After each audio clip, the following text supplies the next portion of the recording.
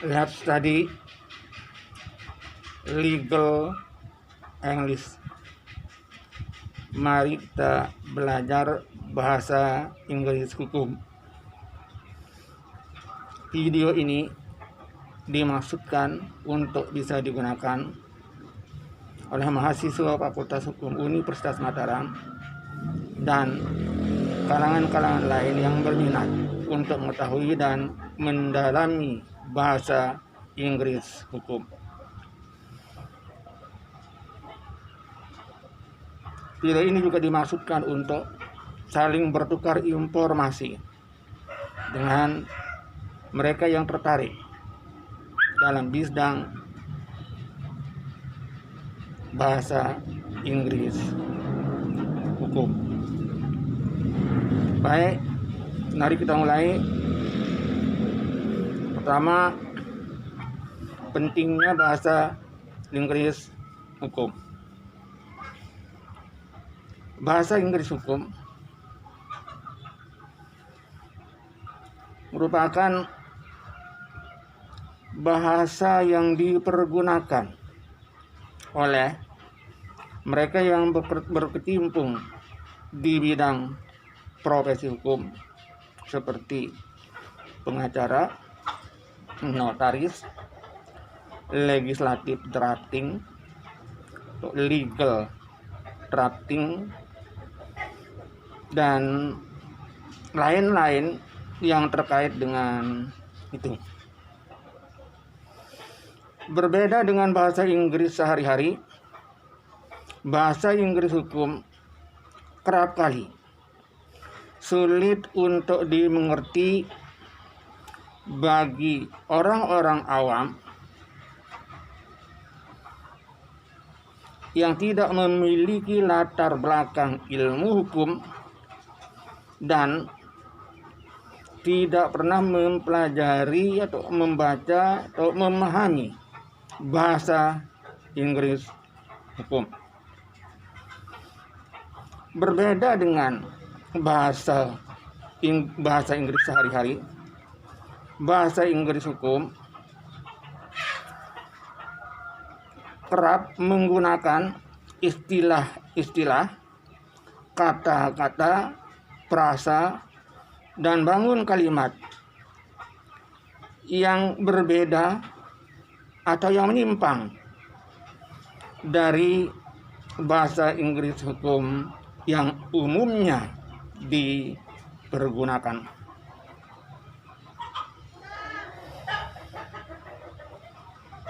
Bahasa Inggris hukum memiliki kekhasan sendiri. Seperti kita katakan tadi, bahasa Inggris hukum kerap menggunakan istilah-istilah yang berbeda dengan pengertian bahasa sehari-hari, menggunakan kata-kata yang tidak lazim dipergunakan dalam bahasa Inggris sehari-hari, demikian juga dengan frasa dan bangun kalimatnya. Dua, apa itu bahasa Inggris hukum? Bahasa Inggris hukum, legal English, atau kerap kali disebut dengan legalese, dipandang sebagai satu new terms of sub language, dalam arti bahwa bahasa Inggris merupakan istilah baru untuk sub bahasa Inggris. Bahasa ini, sebagaimana kita sebutkan sebelumnya, memiliki istilah-istilahnya sendiri, menggunakan kata-kata yang kerap berbeda dengan kata-kata sehari-hari, seperti menggunakan kata yang artinya berbeda dengan bahasa yang biasa. Contoh dalam hukum pidana, kita menemukan kata sentence yang artinya hukuman atau pidana. Maka capital sentence itu berarti pidana mati, corporal sentence pidana atau hukuman badan, dan life sentence hukuman seumur hidup. Begitu juga kata stop. Stop dalam bahasa sehari-hari berarti cadangan atau persediaan. Dalam bahasa hukum, khususnya hukum bisnis atau hukum ekonomi, share kerap kali diartikan sebagai saham. Makanya stock exchange misalnya itu diartikan sebagai bursa saham. Di sini stock diartikan sama dengan share. Stock equal to share. Share yang artinya berbagi atau membagi atau bagian juga dalam bahasa Inggris hukum berarti saham. Nah, karena itu kalau kita jumpai kata share market, maka itu diartikan sebagai pasar saham.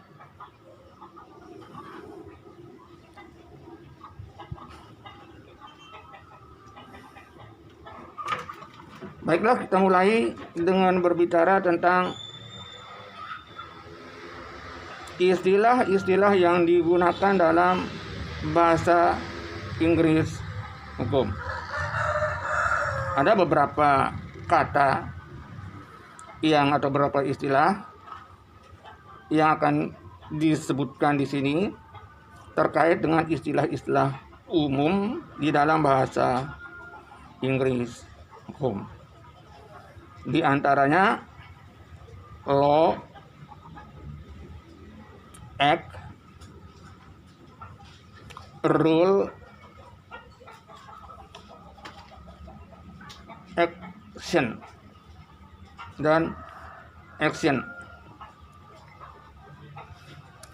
Kata law dalam bahasa Indonesia diartikan dengan hukum. Kata hukum sendiri berasal dari bahasa Arab hukm, yang diartikan sebagai suatu patokan atau al-qaidah.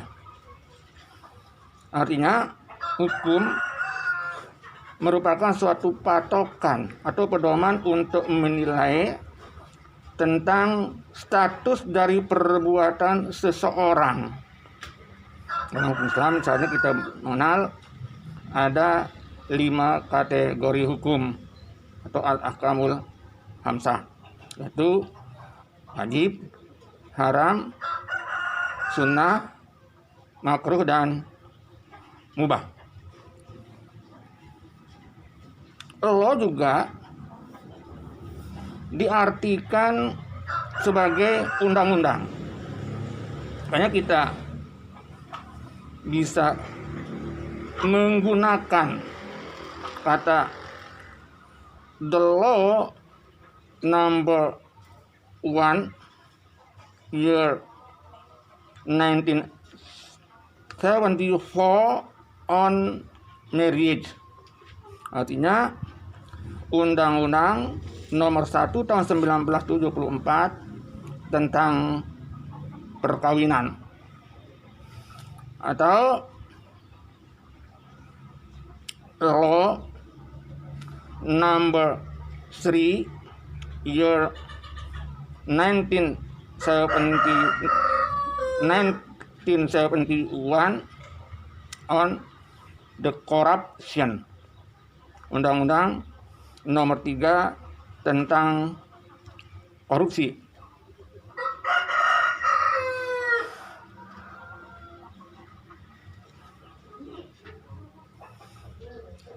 Undang-undang sendiri sebenarnya di dalam hukum mempergunakan istilah statute atau act. Nah, statute atau act adalah merupakan undang-undang dalam bentuk atau hukum dalam bentuk tertulis, written law. Selain hukum dalam bentuk tertulis, ada hukum dalam bentuk tidak tertulis, unwritten law atau kerap disebut dengan customary law, hukum kebiasaan atau hukum adat. Berikutnya rule. Rule dalam bahasa sehari-hari diartikan sebagai garis. Tapi oleh kalangan hukum, rule diartikan sebagai peraturan. Dari kata rule timbul bentukan kata ruler, yang dalam bahasa Inggris sehari-hari diartikan sebagai alat yang dipergunakan untuk menggaris, penggaris atau garisan. Sedangkan dalam bahasa hukum, ruler diartikan sebagai sovereign, yaitu penguasa. Lawan dari rule adalah ruled. Rule di sini bukan kata kerja dalam bentuk past tense, tapi merupakan past participle. Makanya rule di sini diartikan sebagai yang diatur. Nah, orang yang diatur itu kita sebut sebagai rakyat. Jadi ruler lawannya ruled. Dari kata kerja yang diubah dalam bentuk participle itu juga kemudian ada kata-kata dalam bahasa sehari-hari yang ditambah dengan participle menjadi istilah hukum dalam pengertian orang yang di. Misalnya suppose person, orang yang disangka, atau cukup mempergunakan kata suppose saja artinya tersangka. Yang kedua, accused person, orang yang didakwa, atau cukup pakai accused saja menjadi terdakwa.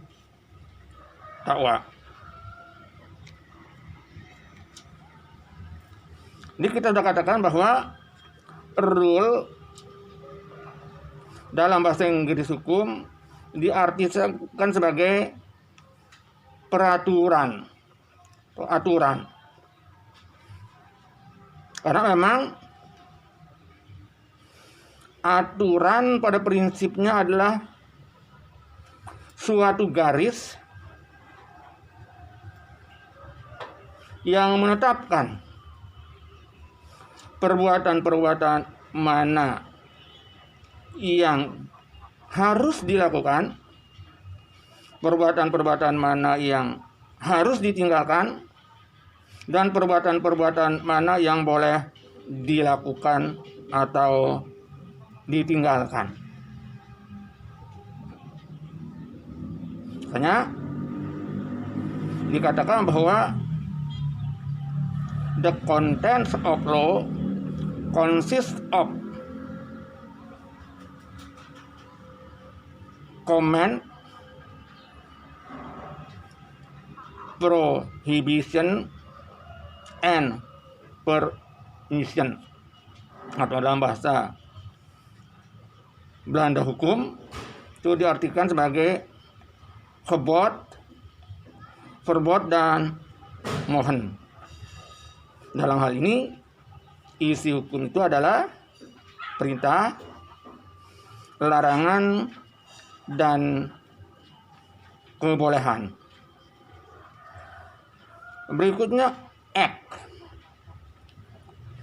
Act itu berarti undang-undang, jadi sama dengan statute. Tetapi jika dipasangkan dengan kata-kata yang lain, artinya bisa berubah. Misalnya criminal act itu diartikan sebagai perbuatan pidana atau tindak pidana, atau dalam bahasa Belanda hukumnya strafbaarheid.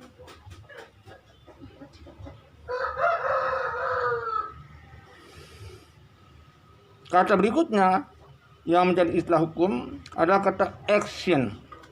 Dalam bahasa sehari-hari, action sama dengan act, itu tindakan atau perbuatan. Tapi dalam bahasa hukum, action itu berarti litigation, gugatan. Terkait dengan ini maka kita mengenal istilah class action, gugatan masyarakat. Artinya gugatan dari sekelompok orang mengenai hal-hal tertentu. Misalnya gugatan kelompok-kelompok pencinta lingkungan atas terjadinya pencemaran lingkungan misalnya. Selain itu ada istilah-istilah hukum yang mempergunakan rangkap kata, padahal cukup dengan mempergunakan satu kata. Misalnya last will and testament. Last will itu berarti wasiat. Testamen juga artinya wasiat. Maka kalau kita terjemahkan secara harfiah, itu kemudian diartikan sebagai wasiat dan wasiat. Ini tentu aneh.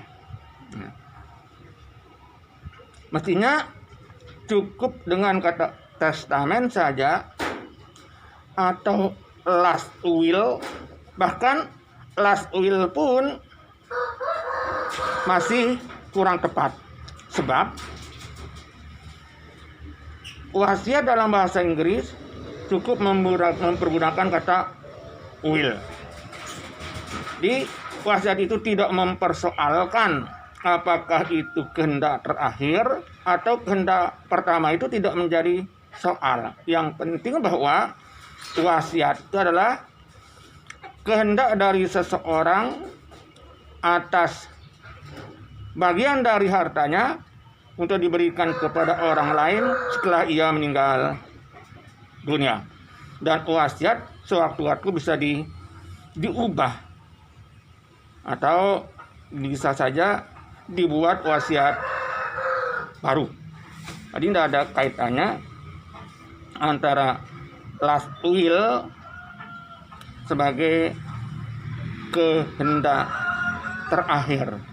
Hanya cukup dipergunakan kata will. Istilah lain juga yang mempergunakan rangkap kata, misalnya null and void. yang diartikan sebagai batal. Null sendiri, N-U-L-L, diartikan sebagai kosong atau hampa. Sedangkan void itu diartikan sebagai batal. Jadi kosong dan hampa dan batal. Padahal itu maksudnya batal. Oleh karena itu, kita cukup mempergunakan kata void saja. Misalnya, the parties to the contract agree to void their contract. Pihak-pihak yang membuat kontrak sepakat untuk menghentikan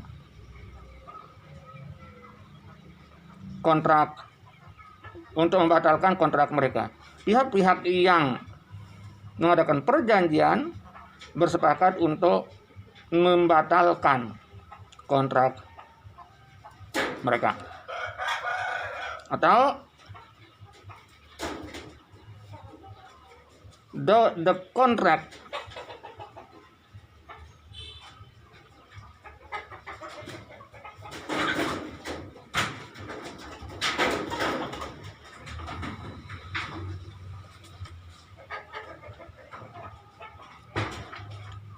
if the contract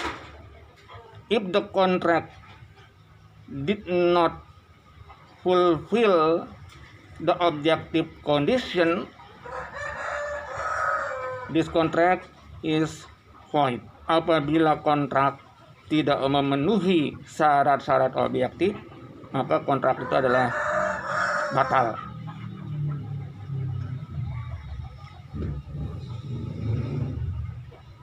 Nah, kontrak yang batal membawa konsekuensi.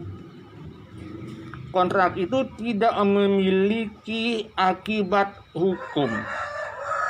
Kontrak yang tidak memiliki akibat hukum inilah yang dalam bahasa Inggris hukum sebenarnya disebut dengan null.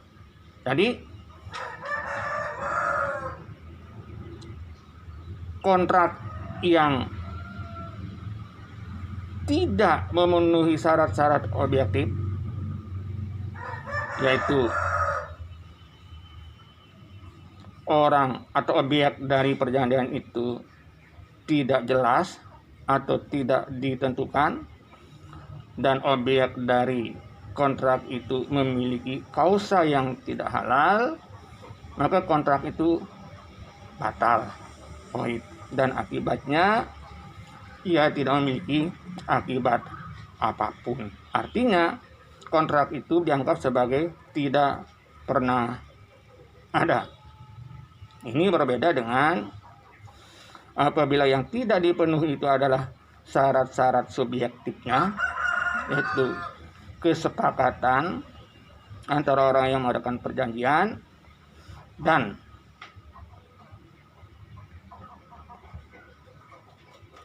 kecakapan dari mereka yang membuat perjanjian itu tidak terpenuhi, maka perjanjian itu dapat dibatalkan, voidable. Artinya perjanjian ini baru tidak memiliki akibat hukum setelah adanya keputusan pengadilan yang menyatakan hal itu. Selama belum ada keputusan pengadilan, maka perjanjian itu dianggap tetap berlaku. Demikian juga dengan akibat-akibat hukum yang ditimbulkannya. Istilah berikutnya ada term and condition. Kata terms sebenarnya sama artinya dengan conditions, yaitu syarat.